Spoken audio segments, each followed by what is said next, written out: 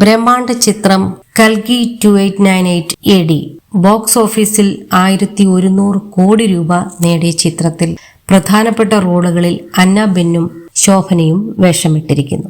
കൈറ വിമത പോരാളിയായി അന്ന എത്തിയപ്പോൾ മറിയം എന്ന വിമത പോരാളികളുടെ നേതാവായാണ് ശോഭന വേഷമിട്ടത്.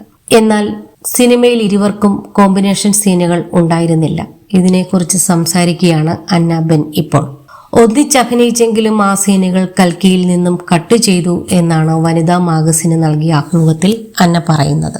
കുട്ടിക്കാലം മുതലേ ഞാനൊരു ശോഭന ഫാനാണ്. മണിച്ചിത്രത്താഴും മിന്നാരവുമൊക്കെ എത്ര തവണ കണ്ടു എന്ന് എനിക്ക് തന്നെ അറിയില്ല. മുമ്പ് ഒരു പ്രാവശ്യം സംസാരിച്ചിട്ടുണ്ട്. അന്ന് ഞാൻ പറഞ്ഞു, ഞാൻ മാഡത്തിന്റെ ആരാധികയാണ്, എനിക്കൊരു സീനിലെങ്കിലും ഒപ്പം അഭിനയിക്കണം എന്ന മോഹമുണ്ട് എന്ന്.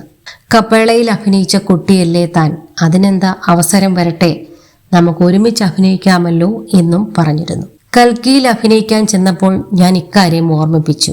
ഞങ്ങൾ രണ്ടുപേരുമുള്ള 3-4 സീനുകൾ എടുത്തിട്ടുണ്ടായിരുന്നു. പക്ഷേ അതൊന്നും സിനിമയിൽ വന്നില്ല. ഇനി മലയാളത്തിൽ ഒരു സിനിമയിലെങ്കിലും ഒന്നിച്ച് അഭിനയിക്കാൻ കഴിയണേ എന്ന് പ്രാർത്ഥിക്കുന്നു എന്നാണ് അന്ന ബെൻ പറയുന്നത്.